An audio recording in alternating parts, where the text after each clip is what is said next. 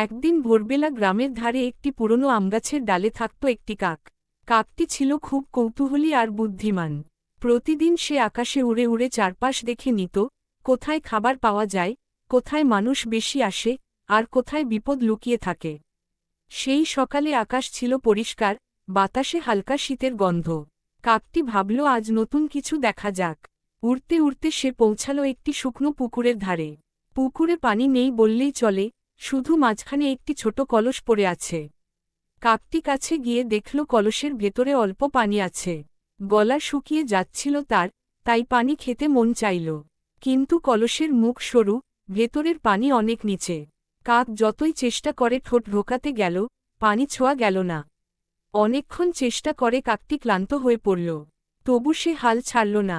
সে গাছের ডালে বসে চারপাশ ভালো করে দেখতে লাগল।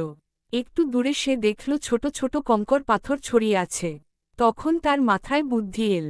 কাকটি এক এক করে কঙ্কর তুলে এনে কলসের ভেতর ফেলতে লাগল। প্রতিটি পাথর পড়ার সঙ্গে সঙ্গে পানি একটু একটু করে ওপরে উঠতে থাকল। সূর্য তখন মাঝ আকাশে। কাকটির ডানা ব্যথা করছিল, তবু সে থামেনি। শেষ পর্যন্ত পানি কলসের মুখের কাছে চলে এল। কাকটি আনন্দে ঠোঁট ভরে পানি খেল। তার তৃষ্ণা মিটল, মনও ভরে গেল। সে বুঝল ধৈর্য আর বুদ্ধি থাকলে কঠিন সমস্যাও সহজ হয়ে যায়। পানি খেয়ে কাকটি আবার আকাশে উড়ে উঠল। নিচে তাকিয়ে সে কলস আর কঙ্করের দিকে একবার চেয়ে নিল। তারপর গাছের মাথায় বসে কাকা করে ডাক দিল, যেন নিজের সাফল্যের কথা সবাইকে জানাচ্ছে।